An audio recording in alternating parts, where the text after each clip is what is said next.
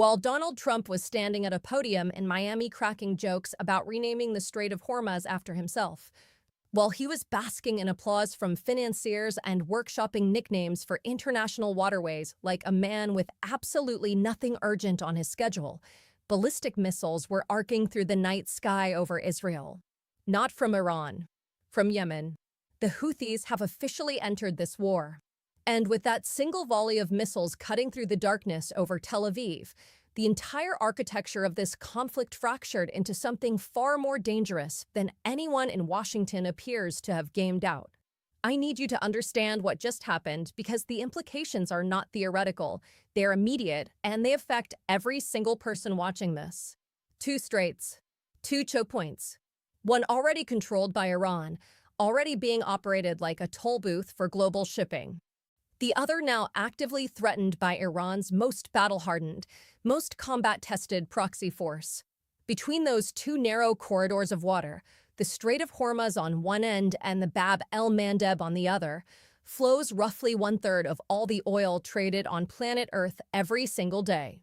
That is not a background detail for analysts to debate on Sunday morning shows. That is the whole story. That is the architecture on which the global economy rests, and it just cracked in ways that may not be reparable. The Houthis spent weeks signaling from the sidelines that they were loaded and waiting for Iran's order. They laid out their conditions publicly, explicitly, in terms that left nothing to interpretation. They told the world exactly what would trigger their activation, and they appear to have received that order. Israel claims it intercepted the incoming missiles, and perhaps they did. Perhaps the Iron Dome performed exactly as designed. But interception is not the point. I need you to understand this. Interception is a tactical question. Activation is a strategic earthquake. Because if the Houthis now turn their attention from lobbing missiles at Israeli territory to shutting down the Strait of Bab el-Mandeb, the way they disrupted Red Sea shipping for months before this conflict even began, the global economy does not stumble. It does not wobble. It collapses into a second choke point crisis layered directly on top of the one already strangling energy markets at the Strait of Hormuz. In the next few minutes, I am going to show you exactly how we arrived at this moment. Why the Trump administration appears to have never seen this activation coming despite every warning sign being visible for weeks. And why the economic and military reality on the ground right now looks absolutely nothing like the reality the White House is describing from behind its podiums and at its financial conferences. Here's a way to think about what just happened. Imagine you have a business rival. You have been squeezing them for months, sanctioning their revenue streams, bombing their factories, coordinating strikes on their critical infrastructure with your closest partner. You have been escalating systematically, hitting harder each week, convinced that enough pressure will produce capitulation. And the whole time, the entire duration of your pressure campaign, your rival has a network of allies sitting quietly on the perimeter. Armed, trained, battle-tested, waiting. How many times do you escalate before that network activates? How many facilities do you bomb before the perimeter collapses inward and you find yourself fighting on fronts you never planned for? Hold that thought, because that is exactly what just happened in the Red Sea. Drop your answer in the comments. At what point does escalation stop being strategy and start being self-destruction? At what point does applying pressure become feeding the fire? Let us rewind the clock to understand the sequence that brought us to this moment, because the sequence matters, the causation matters, and nobody in official Washington appears willing to explain it honestly. This did not start with Houthi missiles over Israel. This started with a decision. A coordinated decision between the United States and Israel to strike Iran's industrial backbone. Specifically, 3 of Iran's largest steel production facilities, plants responsible for roughly 70% of Iran's total steel output. Steel is Iran's second largest export category, generating over $6 billion annually in revenue. That was not a military target in any conventional sense. That was an economic decapitation attempt. That was an effort to collapse Iran's industrial capacity and its ability to generate revenue outside of oil markets. Iran's foreign minister made the calculation explicit in a public statement.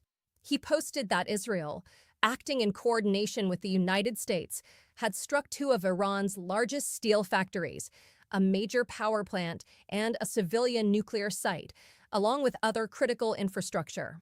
And then he added the line that should have set off alarms in every situation room on the planet, the line that should have triggered emergency meetings across the national security apparatus. Iran will exact a heavy price for Israel's crimes. Throughout the nights that followed, the skies above Tehran, above Isfahan, above Shiraz, above Desful lit up with American and Israeli strikes. Wave after wave. Facility after facility. Iran answered. Iranian missiles reached Tel Aviv. Cluster munitions found their targets. Drone and missile strikes hit American bases and American-adjacent infrastructure across multiple Gulf nations simultaneously. Bahrain, the UAE, Kuwait. Explosions echoed through Damascus. And while all of this was unfolding, while the kinetic exchanges were dominating every headline, the Houthis were watching, waiting, calculating. They had publicly articulated 3 conditions under which they would activate, 3 tripwires that would bring them into the conflict as active combatants rather than observers. Any new alliances joining the American and Israeli coalition. The use of the Red Sea to carry out attacks on Houthi-aligned territories. Or the continued escalation against Iran and allied groups. The coordinated strikes on Iranian steel plants, power facilities, and nuclear infrastructure checked that third box decisively, unmistakably, in a way that left the Houthis with no ambiguity about what their obligations required. And then the missiles flew from Yemen.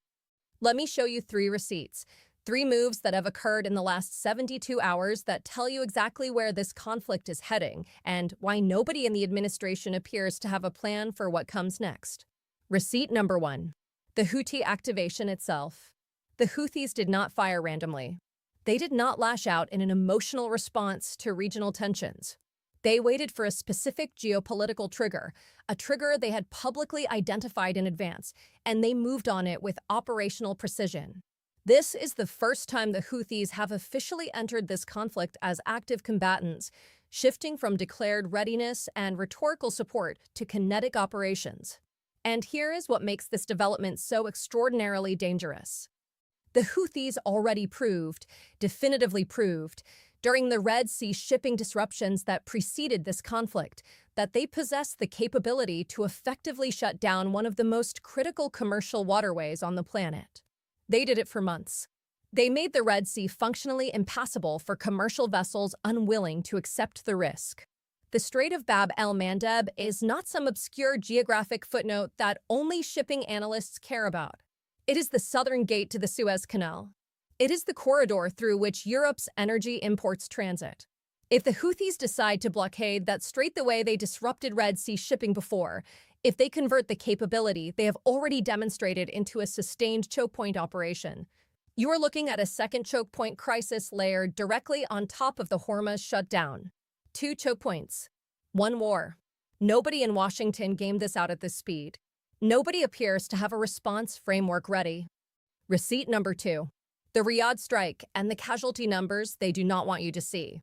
While Donald Trump was hosting Saudi business leaders at a financial conference in Miami, while he was telling jokes and basking in applause, Iran launched a successful ballistic missile strike against an American military base in Riyadh. At least 12 American soldiers were injured in that single attack, 2 of them seriously enough to require immediate intensive medical intervention. And here is the part that should concern every American watching this, every family with someone serving overseas. We are only learning now, days after the fact, about a separate incident from the previous week in which 14 additional American military personnel at the same or a nearby facility were also injured in a strike that was never publicly announced when it occurred. The total number of injured American soldiers across the region has now exceeded 300. And that figure, given this administration's documented pattern of minimizing casualty reports and controlling information flow, given the precedents we have seen for underreporting and delayed disclosure, that figure appears likely to be significantly low. The head of Iran's parliament, Ghalibaf, put the strategic implication bluntly in a statement that was clearly designed to reach audiences beyond Iran's borders. How can the United States, which cannot even protect its own soldiers at its own bases in the region, protect anyone else's soil? That is not just rhetoric designed for domestic Iranian consumption. That is a strategic message aimed directly at every American ally currently hosting American forces. It is aimed at Saudi Arabia, at the UAE, at Bahrain, at Kuwait, at every nation that has calculated its security based on the assumption that American presence provides protection. That silence from the Pentagon in response, that absence of any substantive rebuttal, was not strategic restraint. It was an admission that they have no answer. Receipt number 3. The Strait of Hormuz toll system that nobody wants to discuss. This is perhaps the most extraordinary development of this entire conflict, and it is receiving the least attention in mainstream coverage because the implications are so destabilizing that acknowledging them fully would require acknowledging the scale of the strategic failure. Iran does not just control the Strait of Hormuz in a military sense. Iran is operating it like a toll booth, like a commercial checkpoint, like a revenue-generating enterprise. Countries aligned with Iran, or countries willing to negotiate bilaterally with Tehran, pay a transit fee and their tankers pass through unmolested. Thailand recently completed a bilateral negotiation and has been moving tankers through the strait based on that arrangement. India is negotiating similar terms. Japan is in discussions. Countries allied with the United States or countries refusing to negotiate directly with Tehran, their ships do not move. 25% of the world's total oil exports flow through that corridor every single day. And Iran has converted the most critical energy choke point on Earth into a revenue-generating checkpoint that it controls unilaterally. Meanwhile, Secretary of State Marco Rubio told G7 leaders that the Strait of Hormuz is not America's problem anymore. He told European allies explicitly that they need to handle the situation themselves. The United States will provide assistance and support, but the primary burden falls on them. Think about what that statement means. The country that projected naval power through that strait for decades, the country whose entire Middle East security architecture was built around guaranteeing freedom of navigation through those waters, is publicly telling its allies that it has no answer for what Iran has done, that it has no plan to restore the status quo, that the new reality is now their problem to solve. If this analysis is connecting dots you have not seen assembled anywhere else, if this sequence of events is clarifying something that felt confusing when experienced as isolated headlines, you are already operating with more information than most people watching this unfold. Hit subscribe right now. This conflict is accelerating faster than any single outlet can track, and you need to be positioned to understand what happens next when the next piece drops. Now let me show you the contrast that defines this entire war, the contrast that reveals why the situation is deteriorating rather than stabilizing. Most leaders, when their country is attacked, when their infrastructure is bombed, when their industrial base is targeted for destruction, respond with force and fury. They escalate kinetically. They match destruction with destruction. Iran responded with force and a spreadsheet. While the Trump administration focused on bombing steel plants and declaring victories from podiums, while officials gave interviews claiming imminent capitulation, Iran was quietly constructing a network of leverage points that no single military strike can dismantle. Iran activated the Houthis at the precise moment of maximum strategic impact, when American forces were already stretched across multiple response requirements. Iran seized operational control of the Strait of Hormuz and converted it into a bilateral negotiation instrument that countries are already using to route around American pressure. Iran launched strikes across multiple Gulf states simultaneously, demonstrating reach and precision that the Pentagon had publicly underestimated for months. And Iran laid out non-negotiable terms that tell you everything about where Tehran believes the leverage actually sits. The terms are not modest. They are not the requests of a regime on its back foot, desperate for any off-ramp.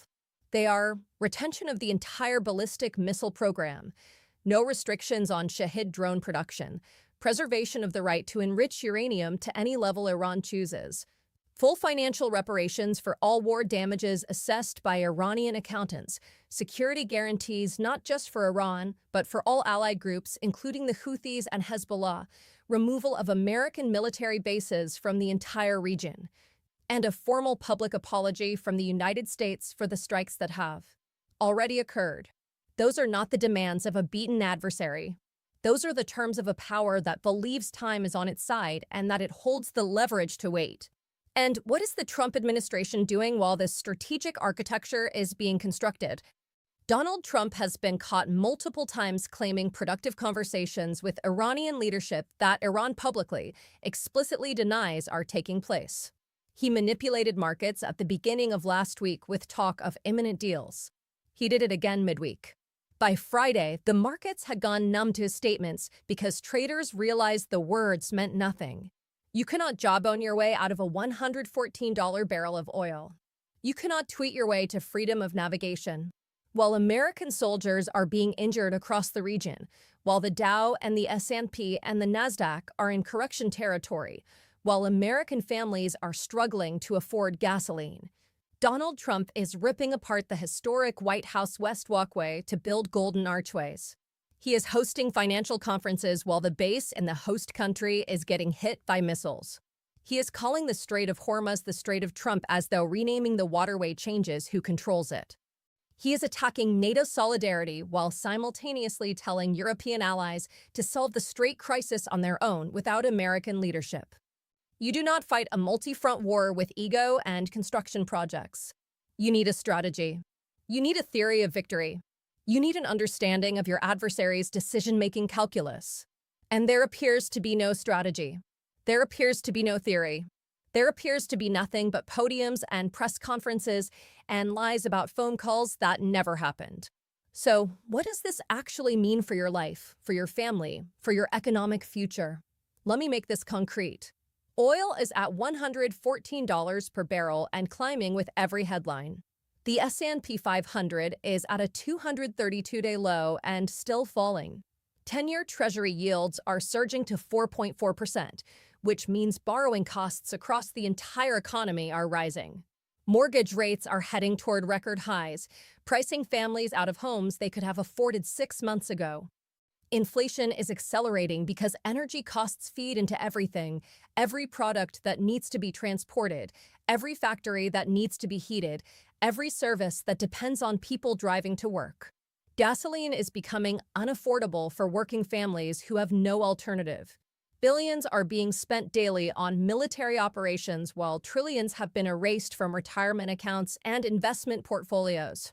And here's what is not reversed when the shooting stops, if the shooting stops. Once energy supply chains reroute around two blocked straits, once companies restructure their logistics to avoid chokepoints that have become unreliable, those new routes do not disappear. Once countries start making bilateral deals with Iran to secure passage, once Thailand and India and Japan formalize arrangements that bypass American influence, those relationships do not dissolve. Once European allies build independent security frameworks because Washington explicitly told them to handle regional problems themselves, those frameworks become permanent institutions. The new routes become the new normal. The new deals become the new architecture.